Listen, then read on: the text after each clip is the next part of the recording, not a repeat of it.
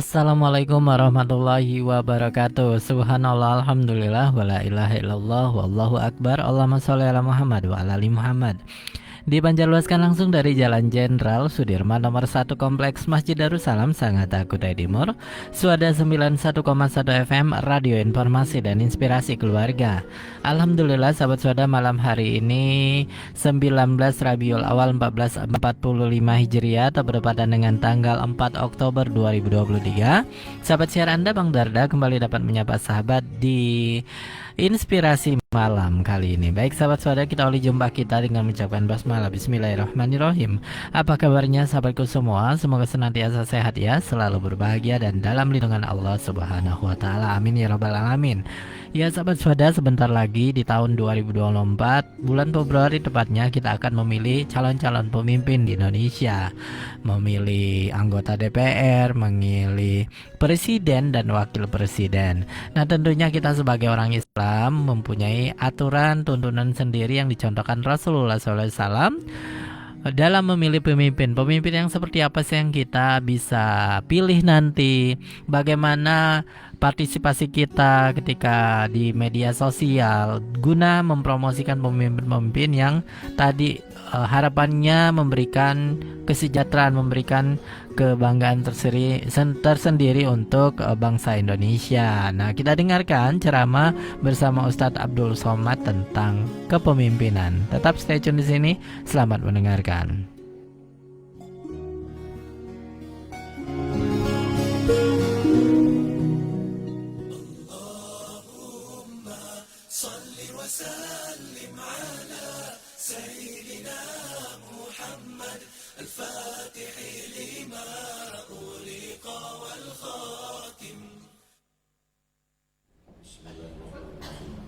Assalamualaikum warahmatullahi wabarakatuh. Alhamdulillah, wassalatu wassalamu ala rasulillah Sayyidina wa maulana Muhammad ibn Abdullah wa ala alihi wa sahbihi wa man da'a bi da'watihi wa istanna bi sunnatihi ila yaumi liqa'i rabbih wa ba'd. Bapak-bapak, ibu-ibu, alim ulama, sedi pandai, tokoh masyarakat, hadirin hadirat yang besar tak digelar, yang kecil tak disebut nama, insyaallah kita semua hamba-hamba yang dimuliakan Allah Subhanahu wa taala. Amin ya Allah. Hadis yang akan kita kaji subuh ini disebutkan dalam kitab Musnad Al-Musnad karya Imam Ahmad Ibn Hanbal. Kalau kitab sahih semuanya sahih.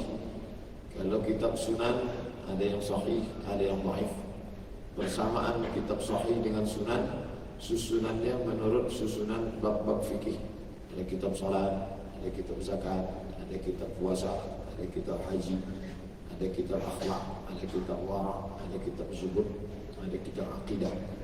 Sedangkan kalau kitab itu disebut kitab Al-Musnad, susunannya berdasarkan nama-nama periwayat. Musnad Abu Bakar, maka isinya hadis-hadis yang diriwayatkan Abu Bakar semua.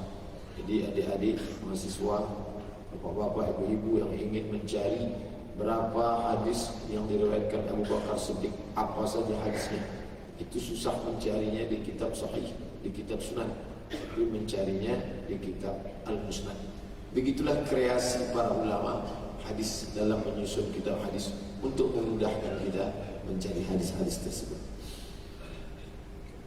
Hadis yang kita kaji subuh ini disebutkan dalam kitab Al-Musnad karya Imam Ahmad bin Hanbal, meninggal tahun 241 Hijrah.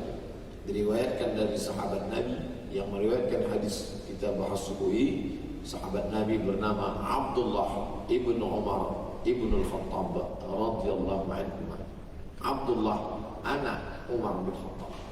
Satu sisi dia sebagai sahabat Nabi, di sisi lain dia sebagai adik ipar Nabi, karena dia adik daripada Hafsah binti Umar bin Khattab yang merupakan istri Nabi Muhammad sallallahu alaihi wasallam.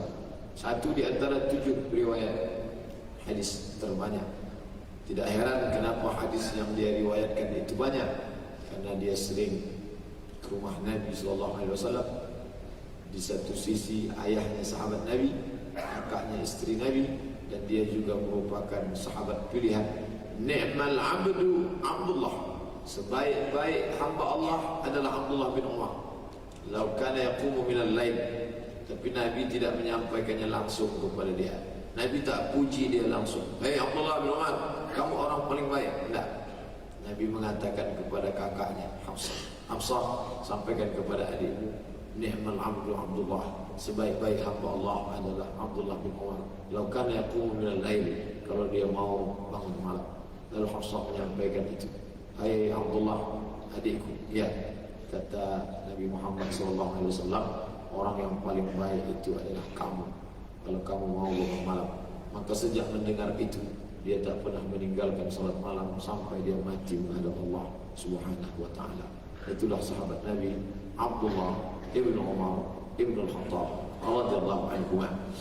Qala Rasulullah sallallahu alaihi wasallam, Rasulullah bersabda, "Sa." Kalau ada huruf sa itu artinya akan datang. Contoh, sayaqulu sufaha'u minan nas. Sa akan. Saya pergi, azhabu. Saya akan pergi, sa azhab. I will. Saya akan. Reason. Akan datang, di masa akan datang. Saat ini fi'il mudhari, akan datang, future. Mudhari ditambah akan datang, maka ditambahkan huruf sa di pangkalnya. Tapi kalau akan datangnya itu jauh, saufa. Akan datang sebentar lagi, sa. Jauh masanya akan datang. Kalla saufa ta'lamun. Summa kalla saufa ta'lamun. Saufa lebih jauh. Tapi yang ada di dalam hadis ini sa, akan. Sayakunu, kata Nabi sallallahu alaihi wasallam, sayakunu akan datang, akan terjadi, alaikum, ala ataskum, kamu. Sayakunu alaikum, akan terjadi, akan ada, akan muncul di atas kamu. Dia di atas, kita di bawah. Dia menguasai kalian. Dia akan memimpin kalian. Dia akan mencengkram kalian. Sebagaimana orang menguasai, dia di atas, kita di bawah. Sayakunu alaikum umara. Umara diambil dari 3 huruf. Amara, perintah. Makanya ada amar. Jadi bahasa Melayu, amaran daripada pihak kerajaan, amaran daripada sultan. Amara, perintah. Orang yang memerintah itu disebut dengan amir. Orang yang pertama dipanggil dengan amir adalah Umar ibn al-Khattab. Ayah dari periwayat hadis yang kita kaji subuh ini, ayah dari Abdullah ibn Umar. Dia dipanggil dengan Amirul Mukminin, orang pertama, karena gelarnya terlalu panjang. Pengganti Nabi bukan sebagai Nabi, pengganti sebagai pemimpin adalah Abu Bakar Siddiq radhiyallahu anhu. Maka dipanggil dia dengan Khalifah. Khalifah yang pertama Abu Bakar Siddiq radhiyallahu anhu.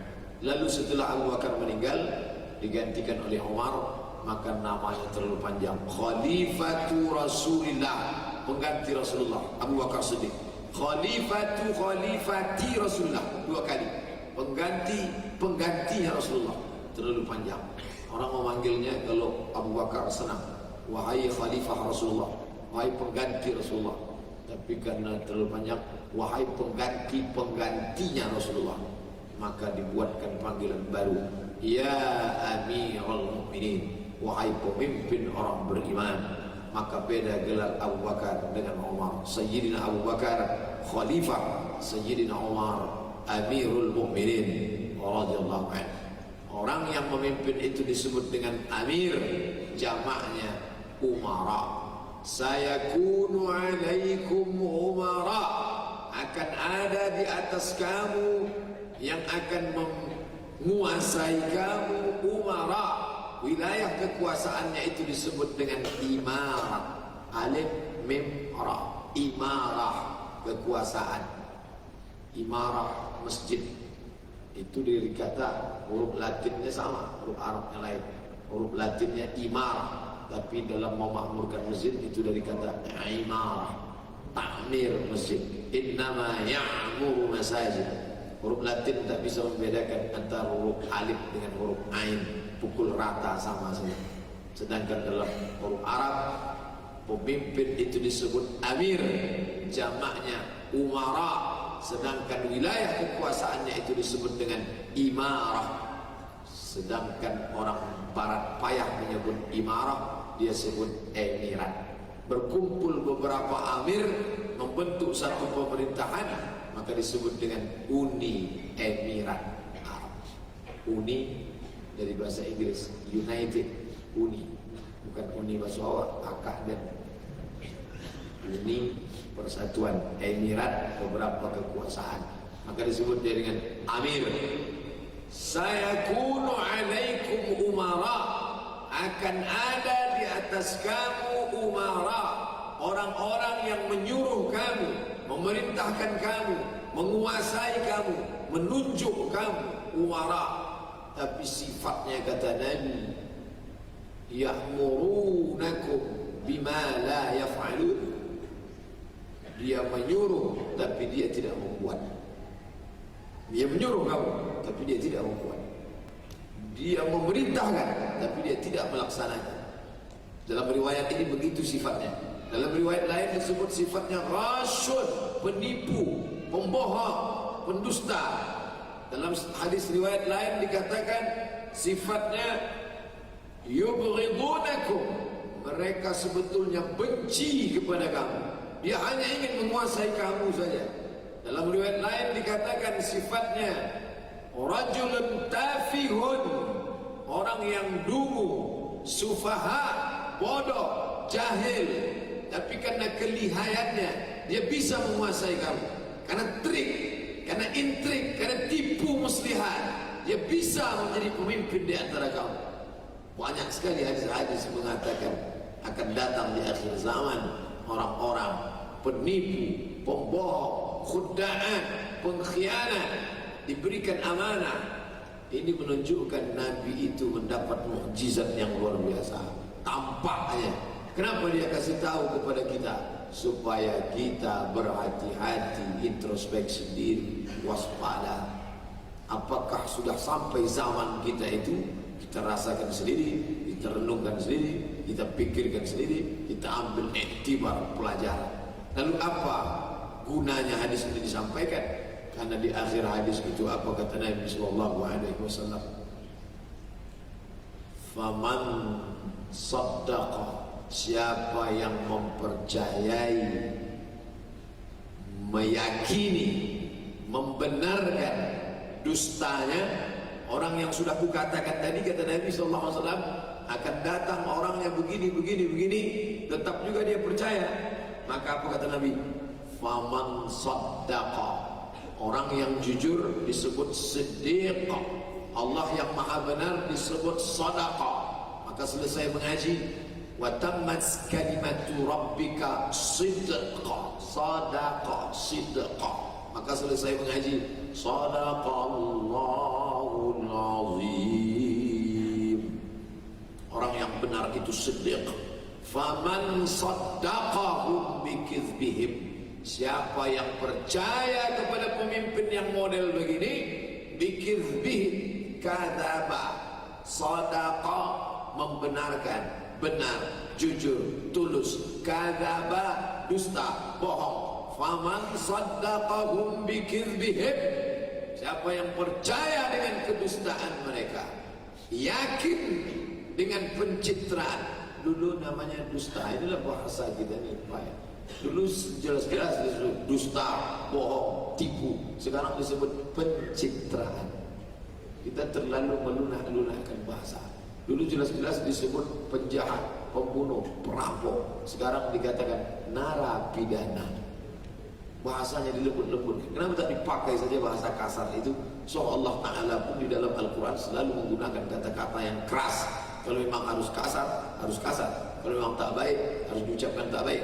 Faman saddaqahum bikizbihim, siapa yang mempercayai mereka, siapa yang meyakini mereka, padahal mereka itu adalah kizb, dusta, bohong, tipu.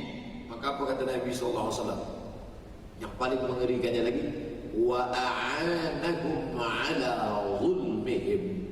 A'ana, sudahlah dia percaya, wa a'anahum ala zulmihim, ditolongnya pula kezaliman penguasa yang jahat, yang aniaya, yang tipu muslihat, yang dusta, yang bohong itu. Pertama, saddaqahum ala zulmihim. Yang kedua, a'anahum, saddaqahum bikizbihim, a'anahum ala zulmihim. Percaya kepada dustanya, sudahlah percaya, ditolongnya pula. Orang yang melakukan ini ada dua. Yang pertama, dia jahil karena tak tahu. Rakyat biasa yang awam nonton di TV, ditengoknya ini orang baik, lugu, jujur, padahal itu semuanya penipuan luar biasa. Yang satu lagi dia tahu, dia mengerti itu tipu muslihat, tapi diikutinya juga. Kenapa? Ada kepentingan golongan, ormas, pribadi, partai, macam-macam. Ada kepentingan, maslahat di dalam, maslahat pribadi, maslahat keluarga, maslahat golongan, maslahat kehidupan, yang sebetulnya dia pun menikmatinya tak terlalu lama, sementara malaikat maut datang. Tapi begitulah kehidupan, takut mati, takut susah, takut melarat, takut tak kerja, takut tak makan, takut. Faman saddaqahum bikizbihim, siapa yang percaya kepada dusta mereka, setelah dia percaya, wa a'anahum ala zulmihim, menolong perbuatan zalim mereka, sampai memberikan dana beratus miliar untuk dana kampanye menolong kekuasaan. Saya tak ada tolong apa-apa Pak Ustaz, saya tak pernah tolong mereka. Memang kamu tidak tolong pakai duit, memang kamu tidak tolong pakai materi, tapi kamu tolong dengan share di grup WhatsApp, kamu tolong dengan update status di Facebook, Twitter, BBM. Ente sudah menolong berkicau, menolong kekuasaan yang zalim. Maka apa hukuman bagi mereka? 3 isi hadis. Pertama, prediksi dari Nabi. Yang kedua, Nabi menyebut sifatnya. Yang ketiga, Nabi menyebut ancaman bagi orang yang ikut model begini. Kamu percaya, kamu kena. Kamu menolong, kamu pun kena. Maka apa hukumannya? Falaisa minni, orang ini bukan bagian dariku, bukan umatku. Padahal satu-satunya yang kita harapkan selalu kita sampaikan dalam ucapan, kata pengantar, kata sambutan, mudah-mudahan semoga kita mendapatkan syafaat dari Sayyidina Muhammad. Marilah kita bersalawat, Allahumma shalli ala Sayyidina Muhammad wa ala ali Muhammad. Hadirilah salawat kubra bersama Habib Fulan, semua kita mendapatkan syafaat.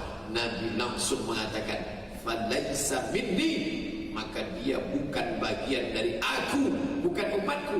Walastu minhu, 2 kali. Dia bukan bagian dari aku, dan aku bukan bagian dari dia. Dia bukan bagian dari umatku, dan aku tidak mau menjadi nabi dia. Dia tidak termasuk dalam umatku, dan aku tidak akan berikan syafaat kepada dia. Ancaman yang keras.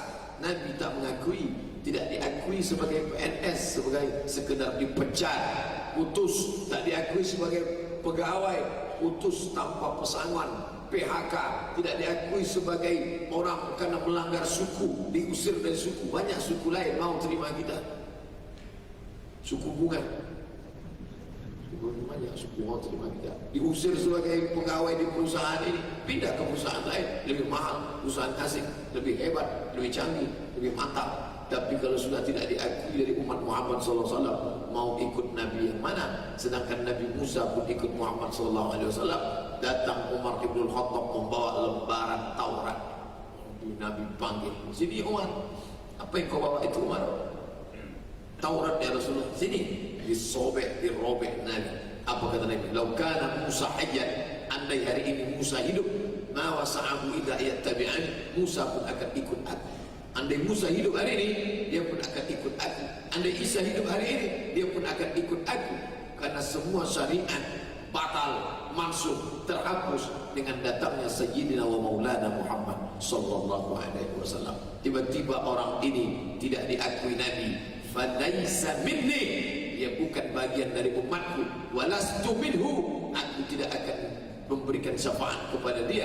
yang paling mengerikan ancaman terakhir, walam yaridil haud, dia tidak akan datang, dia tidak akan hadir, dia tidak akan dapat mencicipi, dia tidak akan minum di haud. Haud adalah telaga yang besar, tempat umat Muhammad SAW minum, dan siapa yang minum di telaga itu la yadhma'u fiha abada, dia tidak akan haus untuk selamanya. Di padang mahsyar yang panas terik, orang berkeringat, matahari sejengkal dari ubun-ubun, semuanya tidak akan dapat merasakan kecuali orang yang betul-betul menjadi umat Muhammad SAW. Mudah-mudahan kita termasuk umat Nabi Muhammad yang ikut minum di telaga haud itu, insyaAllah. Amin ya rabbal alamin. Akan minum di telaga haud itu, ikhwani, kata Nabi, akan minum di telaga haud, telaga Muhammad sallallahu alaihi wasallam itu, ikhwani. Lalu sahabat mengatakan, kamikah itu wahai Rasulullah? La, kamikah itu wahai Rasulullah? Kalian ikut juga minum di situ, tapi kalian ashabi, antum ashabi, kalian sahabat-sahabatku yang akan minum nanti di situ, kalian dan bersama mereka, tapi beda namanya, kalian ashabi, sedangkan mereka itu ikhwani. Siapa itu ya Rasulullah? Amanu bi walam yarawni, mereka percaya kepada aku, mereka memperjuangkan syariatku, mereka bela kitab suciku, mereka bela nama baikku, mereka tolong agama Allah, walam yarawni, walaupun mata mereka tak pernah menengok aku, mereka tak pernah berjumpa dengan aku, mereka tak pernah bertatap muka dengan aku, tapi mereka memperjuangkan itu di hadapan hamba-hambaku. Bapak Ibu yang dimuliakan Allah Subhanahu wa taala, zaman itu sudah sampai pada kita. Tidak ada perbuatan yang paling mungkar daripada perbuatan mungkar yang dilakukan oleh pemimpin. Kenapa? Karena kalau yang melakukan perbuatan mungkar itu seorang anak muda, candu narkoba, walaupun perbuatan itu tak baik, mungkar, jahat, tapi yang kena hanya dirinya saja, yang binasa itu diri dia sendiri saja. Tapi kalau perbuatan mungkar itu dilakukan seorang pemimpin, sekecil apapun dia, kepala desa melakukan perbuatan mungkar, satu desa ikut merasakannya. Camat melakukan perbuatan mungkar, satu kecamatan ikut merasakan efeknya. Wali kota melakukan perbuatan mungkar, Pekanbaru, satu daerah yang dikuasainya, Pekanbaru, 1.200.000 orang merasakannya. Andai gubernur melakukan perbuatan mungkar, satu provinsi Riau 6,5 juta orang merasakannya. Maka andai satu negeri melakukan perbuatan mungkar pemimpinnya, tidak ada perbuatan mungkar yang lebih hebat, dahsyat. Makanya kata Imam Ahmad ibn Hanbal yang dikutip oleh Syekh Yusuf Al-Qaradawi dalam As-Siyasah Asy-Syar'iyyah, seandainya seorang itu tahu bahwa doanya dikabulkan Allah, lalu dia disuruh berdoa, hai fulan, berdoalah kau kepada Allah, tapi doanya cuma satu saja, mungkin anak muda akan berdoa, Rabbana hab lana min azwajina, berikanlah aku pasangan hidup, wa dzurriyyatina, anak-anak, qurrata ayun, yang sejuk dipandang mata. Mungkin bapak ibu akan berdoa, Rabbi habli minas salihin, tapi doanya cuma satu. Maka kata Imam Ahmad bin Hanbal, kalau kau diminta berdoa dan doanya yang pamungkas cuma satu saja, maka kau mintalah doa satu. Apa doanya? Allahumma rzuqna imaman adilan, berikan kami pemimpin yang adil. Kenapa?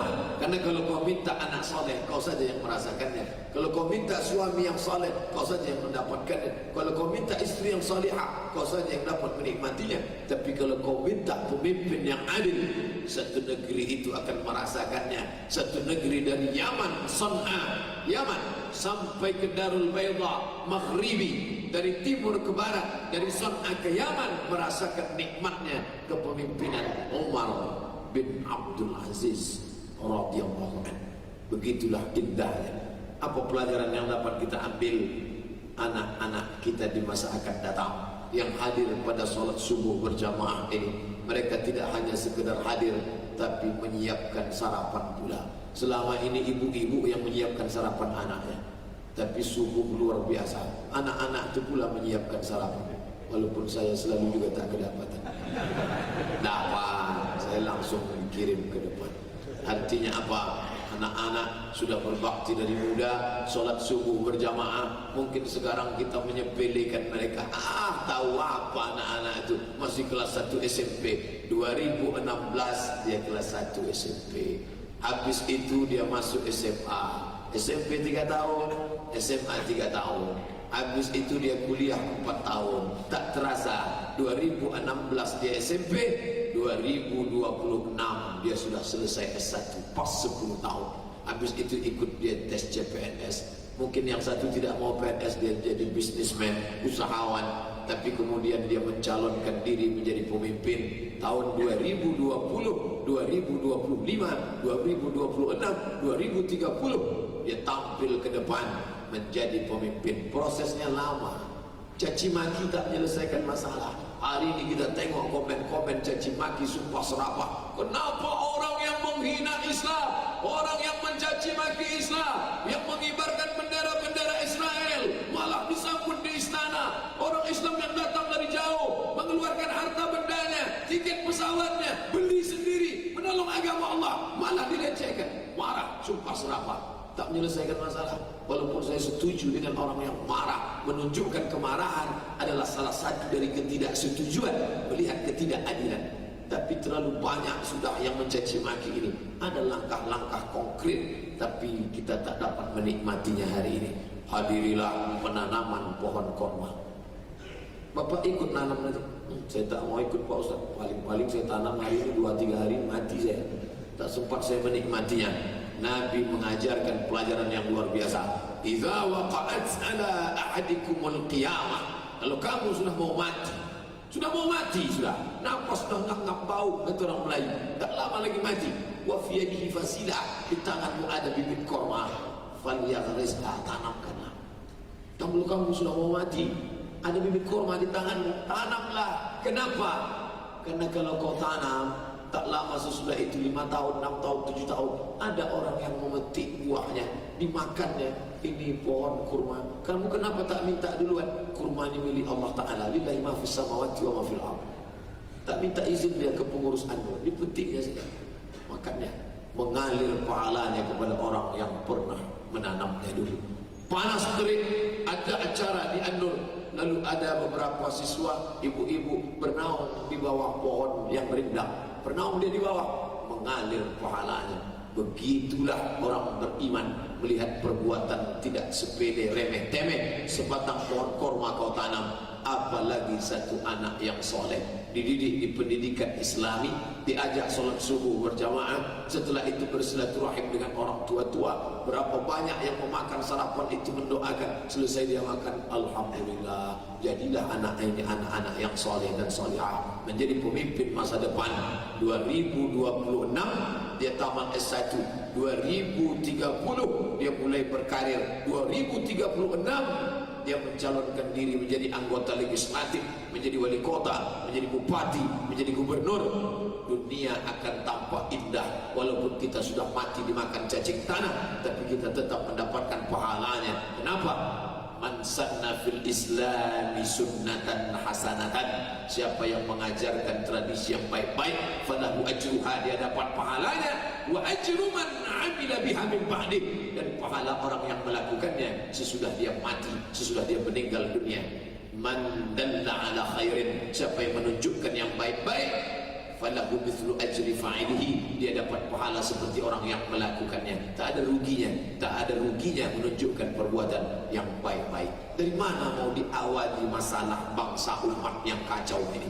Kita sedang menghadapi orang sakit, menjenguk orang sakit di rumah sakit. Kita ramai-ramai jamaah Masjid Raya An-Nur menengok orang sakit. Pas ditanya, bapak sakitnya apa? Mana yang kalian pandang, di situ letak sakit. Tengok kaki, sakit, tengok kepala, sakit, tengok jantung, sakit. Masing-masing komen, bapak sebaiknya mulai dari kaki, bapak sebaiknya mulai dari makan sehat, bapak sebaiknya mulai dari ini. Menengok komen-komen itu, bukan yang sakit itu bertambah sehat, bertambah sakit. Begitulah keadaan umat ini sekarang. Yang satu mengatakan masalah kita pada politik, yang satu mengatakan masalah kita masalah ekonomi, yang satu mengatakan masalah kita masalah agama, yang satu mengatakan masalah. akhirnya bukan menambah sehat, bertambah sakit. Dari mana umat ini mau diperbaiki? Saya memilih satu aspek, aspek pendidikan. Memang tak banyak yang mau, karena ini memerlukan kesabaran, keuletan yang luar biasa.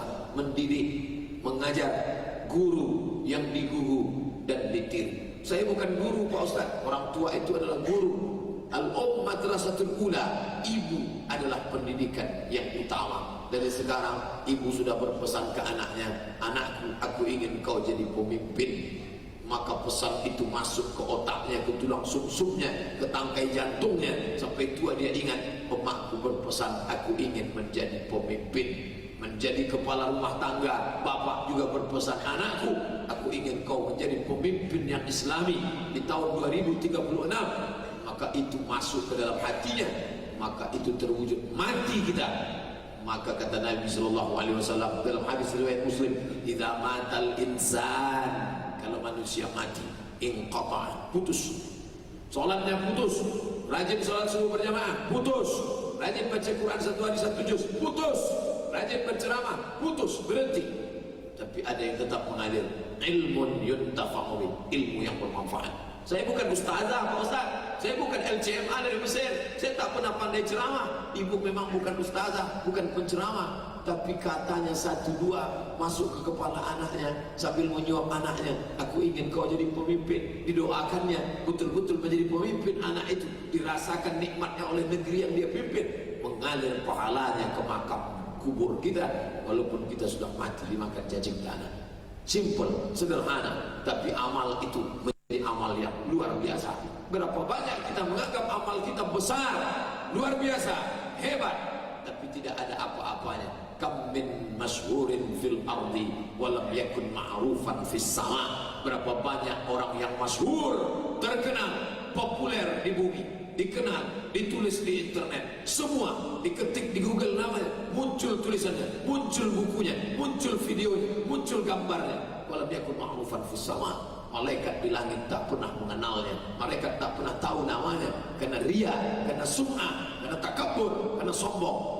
Tapi berapa banyak ibu-ibu, bukan siapa-siapa, bukan apa-apa, tidak pernah dikenal, tapi malaikat sudah lama menantikannya. Setiap kali malaikat pagi datang membawa amal siang, malaikat petang datang membawa amal malam, malaikat bertanya, mana dia, apa amalnya? Kami selalu memantaunya, kami selalu melihatnya. Kenapa?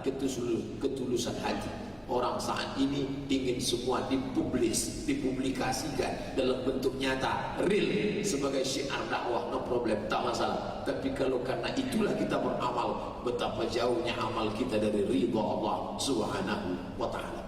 Bapak Ibu yang dimuliakan Allah, selamatkan diri kita dari sifat dua yang mengerikan. Apa dia? Shadaqah, percaya, wa a'ana, menolong. Percaya saja sudah kena 50%. Sudahlah percaya, menolong lebih mengerikan lagi. Menolong dengan apa? Menolong dengan share maklumat yang tak tentu arah. Menolong dengan diam. Diam itu pun menolong. Orang yang diam, dia sudah menolong kebatilan. Apa kata Syekh Sya'rawi? Kalau engkau tak sanggup menolong kebenaran, paling tidak jangan kau bertepuk tangan tusaffiq alal batil. Kalau tak mampu kau menolong kebenaran, paling tidak jangan kau bertepuk tangan terhadap kebatilan. Kalau sanggup kau suarakan dengan tulisan pendek, dengan renungan. Anak muda, bukan alumni Fakultas Usuluddin, bukan syariah, bukan jurusan tafsir, tapi membuat video pendek 1 menit saja supaya bisa diupload ke Instagram 1 menit. Tolong Ustaz tengokkan video saya Pak Ustaz. Saya tengok, Masya Allah, ternyata lain rasanya berceramah dengan mendengar ceramah.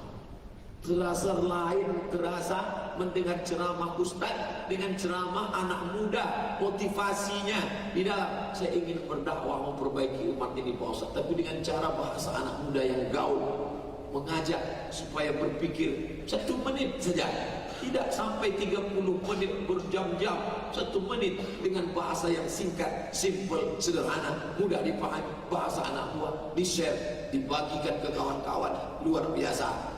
dua yang membuat kita binasa. Pertama, shaddaqa, mempercayai pemimpin yang zalim. Yang kedua, wa'ana, sudahlah percaya, menolong dia pula. Saya tak menolong dengan uang saya tak pernah nyumbang untuk kampanye, saya tidak menolong dengan lidah saya bukan jurkamnya Pak Ustaz. Menolong dengan diam, diam itu juga ikut menolong. Kalau orang benar terlalu lama diam, maka orang yang batil meyakini seolah-olah dia benar. Idza sakatal, kalau orang yang benar itu sakata, diam, anil haq, fadhanna al batil ala annahu ala haq. Kalau orang yang benar diam, tak pernah menyuarakan kebenaran, maka orang yang batil itu menyangka bahwa dirinya benar. Oleh sebab itu diajarkan dalam Islam yang paling hebat dengan tangan. Man ra'a minkum mungkaran, kau lihat orang yang mungkar itu, falyughayyirhu biyadihi, rubah dengan tangan. Ada orang mengartikan tangan itu kekuasaan, itu takwil. Takwil itu artinya mengalihkan makna suatu lafaz dari lafaz yang sebenarnya kepada makna lain. Itu takwil. Makna kedua, makna hakiki yang sebenarnya, robahlah dengan tangan. Tangan itu mana? Biyadi. Apa yang bisa kau buat dengan tangan? Kalau bisa kau tempeleng, tempeleng ya. Tapi kalau takut tangkap polisi, diam aja lah. Falyughayyirhu biyadihi fa in lam yastati', tak sanggup kau robah dengan tangan, baru dengan kekuasaan. Tak sanggup dengan kekuasaan, fabilisan, dengan lidah, sampaikan. Kemarin saudara-saudara kita sanggup berangkat ke Jakarta, orasi, tak sanggup orasi di Jakarta, di sini, tak sanggup beliau di sini, menulis, tak sanggup beliau menulis. Semua yang bisa dilakukan, inna sam'a, pasang telinga, dengar baik-baik, wal basar, pasang mata, tengok maklumat, tengok TV. Bedakan mana TV yang hak, mana yang batil. Yang satu meliput yang indah-indah, yang tenang, yang adem, yang ayam, seolah-olah tak ada masalah. Yang satu berada di tengah. Ini dia yang merakyat, ini dia yang sebenarnya hakiki, ini sebenarnya yang batil. Hari ini kita diberikan alat Allah Ta'ala untuk melihat. Inna sam'a, dengar baik, wal basar, pandang baik, wal fu'ad, pikir baik, dengar baik, pandang baik, pikir baik. Minta petunjuk kepada Allah Subhanahu wa Ta'ala. Aku sedang bingung ini ya Allah, berada dalam kegelapan. Orang sudah gelap, bingung, tak tahu dia mana timur, mana barat, mana utara, mana tenggara, mana selatan. Maka dia minta pencerahan. Allah maj'al fi qalbi nura, terangkan hatiku dengan cahaya. Wa fi sam'i nura, telingaku dengan cahaya. Wa fi basari nura, pandangan mataku dengan cahaya. Wa an yamini nura, sebelah kanan beri cahaya. Wa an yasari nura, sebelah kiri beri cahaya supaya terang. Wa min amami nura, bagian depan beri cahaya. Wa min khalfi nura, bagian belakang beri cahaya. Terang depan, terang belakang. Wa min fawqi nura, bagian atas cahaya. Wa min tahti nura, bagian bawah cahaya. Wa ja'alli nura, berikan aku cahaya. Doa Nabi saat solat tahajud malam. Allahumma ja'al fi qalbi nura. Boleh dibaca waktu sujud. Allahumma ja'al fi qalbi nura, wa fi sam'i nura, wa fi basari nura. Minta pencerahan kepada Allah Subhanahu wa Ta'ala. Sekarang orang bingung mana hak, mana batil. Kenapalah kalian heboh-heboh aja dengan satu orang makhluk kutil babi ini? Kenapalah kalian ribut dengan makhluk yang satu ini? Seolah-olah tak ada masalah lain. Kata orang yang merasa dunia ini adem, ayam, tentram. Dihina Al-Quran, dia tenang. Malah dia pula risau menengok kita.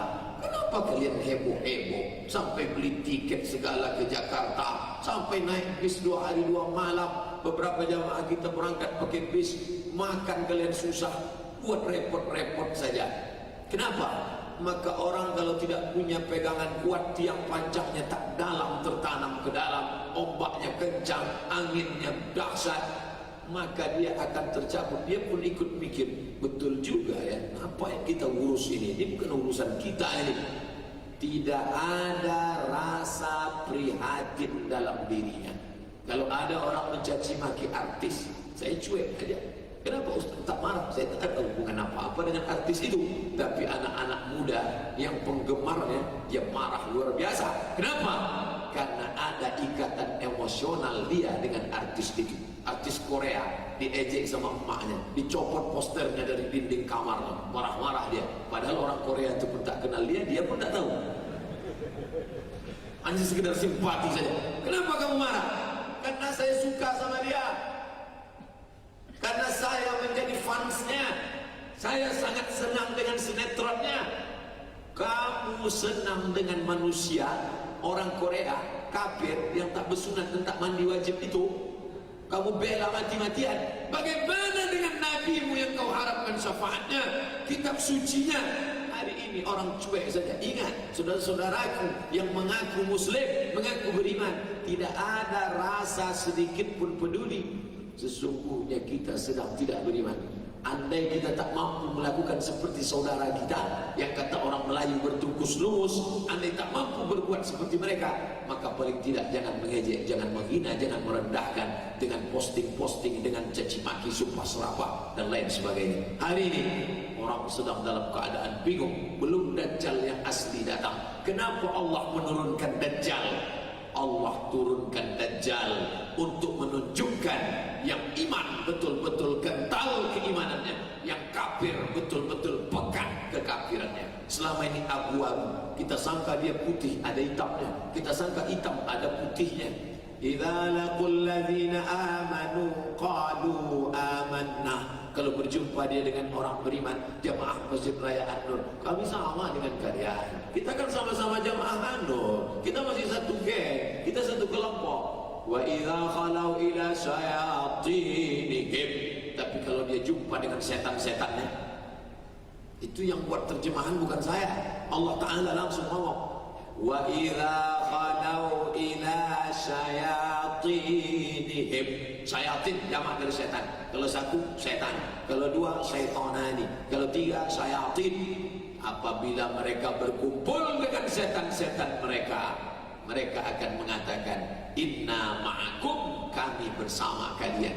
Mudabdabina baina dzalik, mudabdabina baina dzalik, la ilaha illa wa la ilaha illa. Tidak komitmen ke sini 100%, wala ilaha illa, ke sana pun tidak 100%. Tergantung kemana bertemu. Agama yang paling banyak diminati orang adalah agama maslahat, kepentingan. Ketemu dengan orang ini, saya ikut kalian. Ketemu dengan orang ini, saya bersama kalian. Ketika diturunkan Dajjal, tampaklah jelas siapa yang ikut syariat Muhammad sallallahu alaihi wasallam, siapa yang membela agama Allah, siapa yang menolong Quran kitab suci Allah, siapa yang menginjak-injak, itu akan tampak nyata. Kapan? Ketika turun Dajjal. Allahumma inni a'udzubika min 'adzabi jahannam wa min 'adzabil qabri wa min fitnatil mahya wal mamat wa min syarri fitnatil masiihid Dajjal. Di antara mohon perlindungan Bapak Ibu yang hatinya hari ini benci melihat orang yang zalim, benci melihat orang yang aniaya, benci melihat pemimpin yang tak berpihak kepada kebenaran, bersyukurlah masih ada iman di dalam. Tapi yang cuek, yang penting anak saya selamat, istri saya selamat, kerja saya selamat, karir saya selamat, rumah saya selamat, masalah itu bukan urusan saya. Man lam yahtam bi amril muslimin, siapa yang tak peduli kepada perkara apa yang menimpa pada orang Islam, falaisa minhum, falaisa minhum, maka dia bukan orang beriman. Rasa banyak yang tahu tapi tak banyak yang mengerti, banyak yang mengerti tapi tak banyak yang merasa, banyak yang merasa tapi tak banyak yang mampu mengungkapkan perasaannya, banyak yang mengungkapkan tapi tak banyak yang ikhlas, banyak yang ikhlas tapi belum tentu diterima Allah Subhanahu wa taala. Panjang prosesnya Pak Ustaz. Ya, mengapa dibuat begitu panjang? Allah ingin melihat, hasiban nasu ayyusraku ayyaqulu amanna. Apakah manusia itu menyangka kalau dia sudah mengatakan asyhadu an la ilaha illallah wa asyhadu anna muhammadar rasulullah, amanna, dia sudah dianggap beriman? Wa qalatil a'rabu qalu amanna. Orang-orang Arab mengatakan kami beriman. Datang Allah Ta'ala mengatakan kepada Nabi Muhammad, qul, katakan kepada mereka ya Muhammad, lam tu'minu, kalian belum beriman, walakin qulu aslamna, cukup kalian katakan aslamna, kami hanya baru sekedar berserah diri kepada Allah, berserah hidup mati kepada Allah. Inna salatu nusuki wa mahyaya wa mamati lillah, at-tahiyatu mubarakatuh salawatu thayyibatu lillah, kami hanya baru berserah diri kepada Allah. Walamma yadkhulul iman, iman belum lagi masuk fi qulubikum, ke dalam hati kamu. Kamu belum merasa resah dengan umat ini, kamu belum merasa gelisah dengan agamamu dihinakan orang, kamu belum merasa marah Ketika kepentinganmu diganggu orang, kamu marah. Ketika istrimu diganggu orang, kamu marah. Ketika anak gadismu diganggu orang, kamu mengamuk. Ketika agamamu diinjak orang, kau diam. Walamma yadkhulul imanu fi qulubikum. Iman belum masuk lagi ke dalam hati. Yang lebih parahnya lagi, bukan sekedar diam, malah mengejek. Berapa banyak jamaah kita diejek kakaknya, diejek adiknya, diejek sepupunya, duduk dalam arisan keluarga. Alah ente sok-sok alim aja, baru ngaji 2-3 kali sama Ustaz Somad. Somad itu pun tahu Ustaz dah tidak lagi. Tekanan yang luar biasa Pak Ustaz. Sabar, innama yuwaffas sabiruna ajrahum bighairi hisab. Man ra'a minkum munkaran falyughayyirhu biyadihi. Dengan tangan. Tak sanggup kau dengan tangan nyata, berangkat dengan tanganmu kau tak sanggup. Dengan kekuasaan, duduk di Pekanbaru, tanda tangan, kekuasaan tak juga sanggup. Fabilisani, dengan lidah, dengan tangan, share, tulisan, tak juga sanggup. Fabiqalbi, paling tidak dengan hati. Ada marah, ada murka, ada geram, tapi bukan dengan caci maki, sumpah serapah, karena itu tak menyelesaikan masalah. Saya marah dengan keadaan kepemimpinan sekarang Pak Ustaz, maka saya didik anak-anak saya supaya bisa menjadi pemimpin 2030. Saya marah dengan keadaan sekarang Pak Ustaz, kenapa umat Islam lemah ekonominya Pak Ustaz, maka saya didik anak saya, kamu harus sekolah fakultas ekonomi, kamu akan SE, habis itu MBA, Master Business Administration, kamu harus jadi usahawan.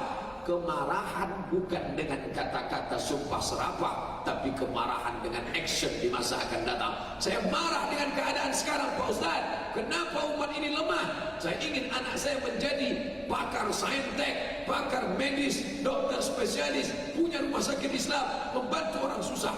Kemarahan dalam bentuk yang nyata. Nabi punya visi yang luar biasa. Dia marah dengan Roma, dia marah dengan Persia, dua kekuasaan. Kekuasaan timur dipegang oleh Persia, kekuasaan barat dipegang oleh Roma. Maka apa kata Nabi? La taftahunnal Konstantiniyah, kalian akan menguasai Konstantinopel. Ketawa orang-orang kafir. Apa kata Muhammad? Dia mau menguasai Konstantinopel. Gila Nabi kalian itu. Sahir, tukang sihir. Kazab, tukang bohong. Asatirul awalin, yang dia omongkan itu dongeng-dongeng nenek moyang. Tapi Nabi berkata, la taftahunnal Konstantiniyah wa ni'mal amiru amiruha wa ni'mal jais tilkal jais.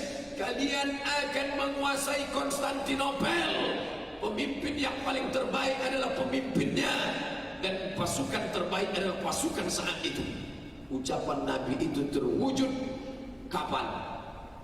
Abad ke-15 Masehi, 800 tahun setelah diucapkannya barulah terwujud. Ternyata Konstantinopel itu betul-betul direbut oleh umat Islam. 500 tahun umat Islam berkuasa di Konstantinopel, yang berubah nama kota itu menjadi Istanbul. Subhanallah, Masya Allah. Kata Nabi, sebaik-baik pemimpin adalah pemimpin panglima perangnya. Pemimpin panglima perang itu bernama Muhammad Al-Fatih.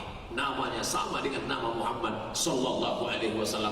Al-Fatih, sang penakluk. Al-Fatih, sang pembebas, membebaskan negeri dari menyembah palang salib, menyembah patung, menyembah berhala, menjadi menyembah Allah Subhanahu wa taala. Apa maknanya? Ibu jangan malu untuk berkata, anakku, kau akan menjadi pemimpin masa depan, karena motivasi itu akan masuk ke kepalanya. Yang pertama kali mengatakan aku menjadi pemimpin adalah ibuku, almarhumah emakku. Kata dia, di masa akan datang dia akan tegak berdiri pada pidato pertama. Pidatonya dia akan berkata, melelehkan air mata, yang pertama kali memotivasi saya menjadi pemimpin ini ibu saya, yang mengandungkan saya 9 bulan 10 hari lamanya, yang menyusukan saya 2 tahun, mengalir darahnya dalam darah saya. Dia yang memotivasi saya pertama kali. Mungkin saat itu ibu tidak hadir dalam pidato kenegaraannya, bapak tidak hadir dalam pidato pengangkatannya sebagai bupati, wali kota, camat, tapi saat itu kita merasakan mengalir tetesan embun di tengah gurun pasir sebagai amal jariah. Berapa banyak orang menyangka amal itu kecil, sepele, remeh temeh, tapi menjadi amal yang besar. Betul kata Abdullah ibn Mubarak, rubba amalin saghirin yukabbiruhun niyah. Berapa banyak amal yang kecil, yukabbiruhun niyah, menjadi besar karena niat. Wa rubba amalin kabirin, berapa banyak amal yang besar, yusaghiruhun niyah, menjadi kecil karena niatnya tidak benar.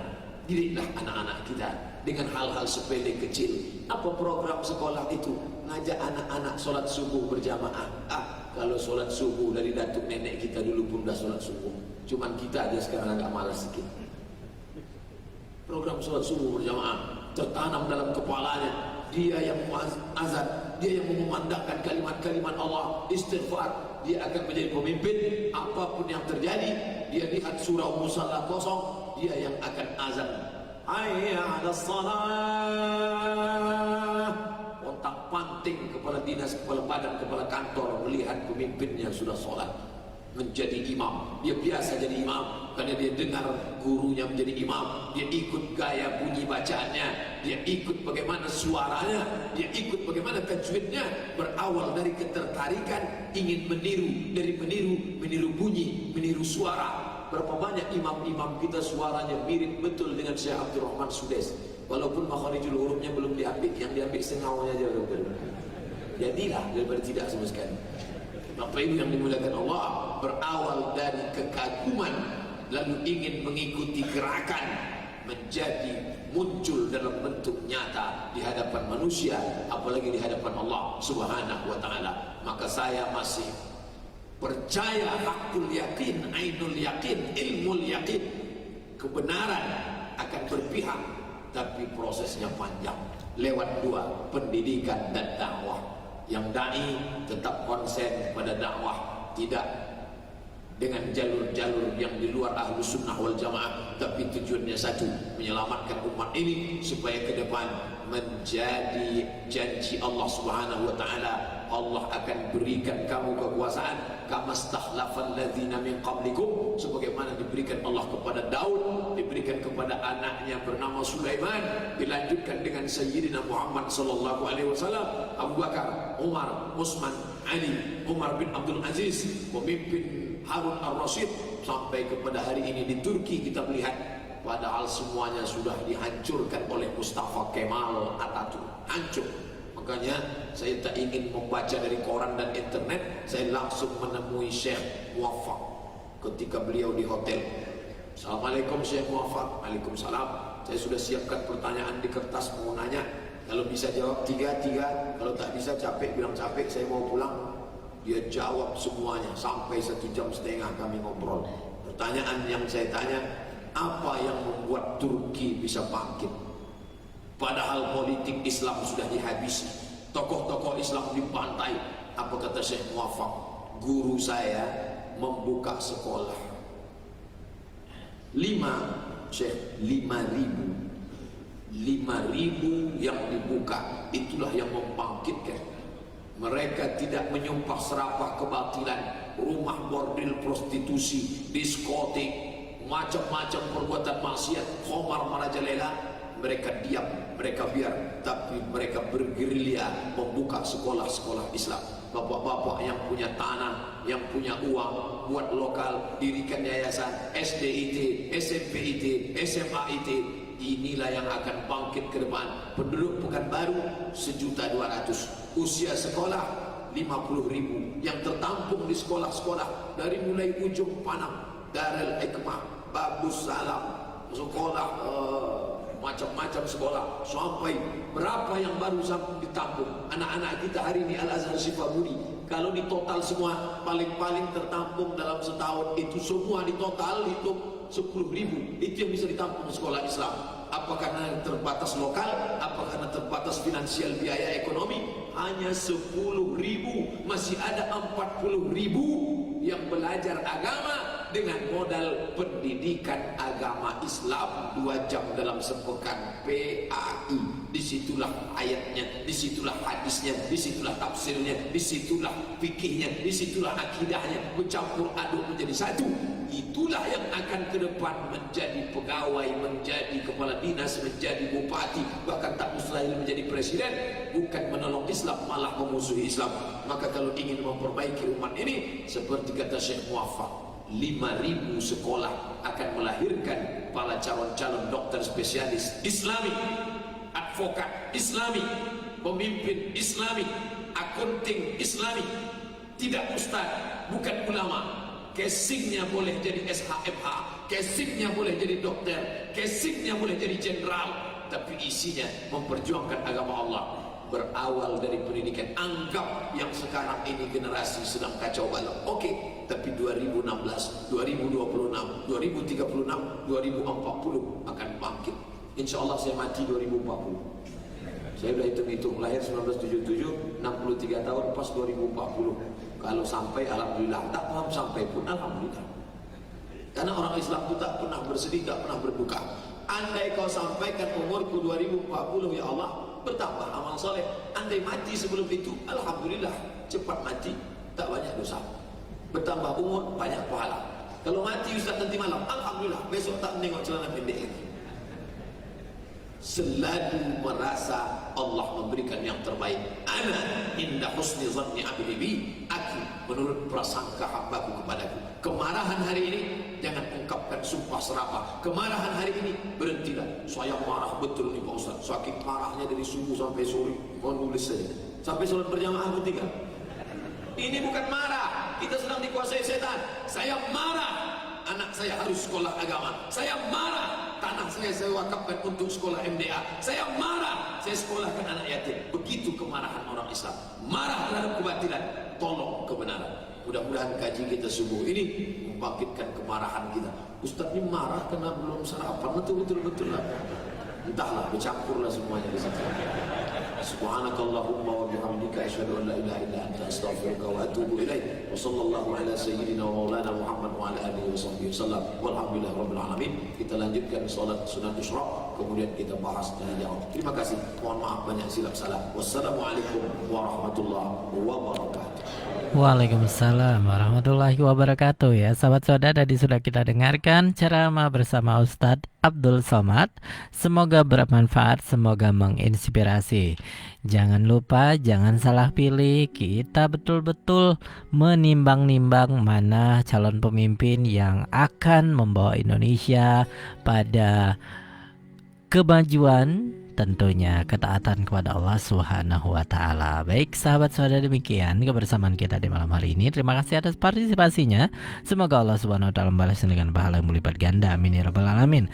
Mari kita tutup dengan hamdalah alhamdulillahirabbil alamin dan doa kafaratul majelis. Subhanakallahumma bihamdika asyhadu an la ilaha illa anta astaghfiruka wa atubu ilaik. Wassalamualaikum warahmatullahi wabarakatuh.